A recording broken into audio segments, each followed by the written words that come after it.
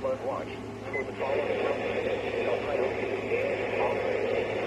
Logan, Mercer, and flood watch in effect through Monday morning. What?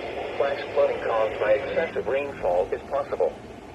Showers and thunderstorms will bring widespread 1 to 2 inches of rain to the region. Given that the atmosphere is very moist, locally higher amounts may occur which could lead to flash flooding. Impacts. Excessive runoff may result in flooding of rivers, creeks, streams, and other low-lying and flood-prone locations. People in the watch area should keep an eye on the weather and be prepared for immediate action should heavy rains and flooding occur or a flash flood warning be issued.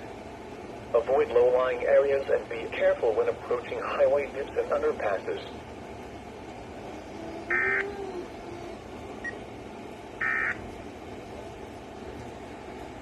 Weather Service forecast.